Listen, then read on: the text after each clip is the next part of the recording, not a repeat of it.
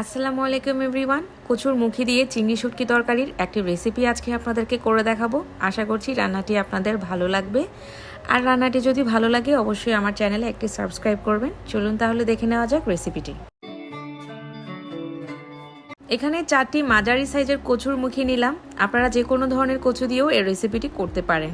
আর এভাবে কচুর খোসাগুলো ছাড়িয়ে নিতে হবে। আর আমার মতো হাত চুলকানোর যদি ভয় থাকে সেক্ষেত্রে একটি গ্লাভস পরে কচুগুলো ক্লিন করে নিতে পারেন।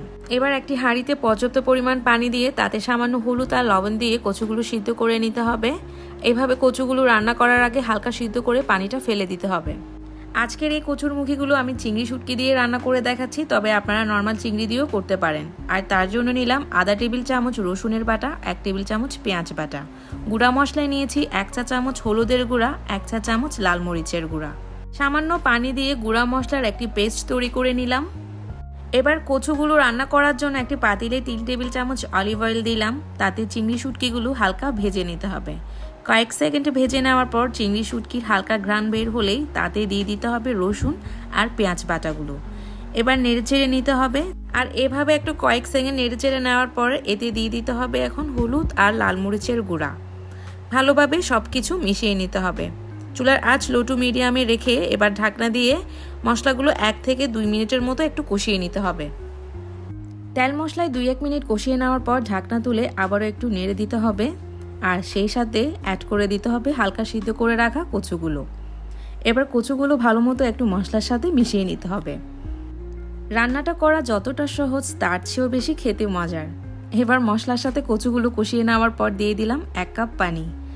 আমি রান্নাটার ঝোল একটু মাখো মাখো করেই রেখে করব, তবে আপনারা চাইলে পানির পরিমাণটা একটু বাড়িয়ে কমিয়েও দিতে পারেন। পানিটা দিয়ে আবারও সব কিছু ভালো মতো মিশিয়ে নিয়ে ঢাকনাটা দিয়ে রান্না করতে হবে 5 থেকে 6 মিনিটের মতো। যেহেতু আগে থেকে কচুগুলো হালকা সিদ্ধ করা, তাই এটি রান্না হতে বেশিক্ষণ সময় লাগবে না। 5 থেকে 6 মিনিট পর ঢাকনাটা তুলে আবারও নেড়ে দিলাম। আর চেক করে দেখতে হবে কচুগুলো ঠিকমতো সিদ্ধ হয়েছে কিনা। আর এই পর্যায়ে দেখতেই পাচ্ছেন কচুগুলো ভালো মতো সিদ্ধ হয়েও গিয়েছে। তাছাড়া অনেক সময় কচু সিদ্ধ হতে একটু সময় লাগতে পারে, সেক্ষেত্রে চুলার আঁচ লোয়ে রেখে আরও কয়েক মিনিট রান্নাটি করলে আস্তে আস্তে কচুগুলো সিদ্ধ হয়ে যাবে। এবার চুলা থেকে নামিয়ে নেওয়ার আগে দিয়ে দিলাম ধনেপাতা।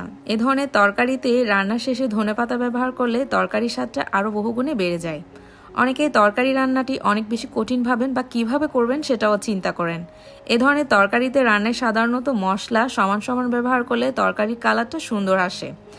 আর আমি হলুদ আর মরিচ ছাড়া এক্সট্রা কোনো মশলা ব্যবহার করি না, কারণ আমার মা বলেন তরকারিতে বাড়তি মশলা ব্যবহার করলে কালারটা অনেকটা কালচে হয়ে যায়।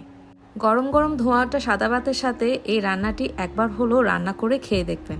আশা করছি আপনাদের ভালো লাগবে। আজকের এই কচু দিয়ে চিংড়ি শুটকির রান্নাটি কেমন হয়েছে কমেন্ট বক্সে জানাবেন। যদি ভালো লেগে থাকে অবশ্যই আমার চ্যানেলে একটি সাবস্ক্রাইব করতে ভুলবেন না।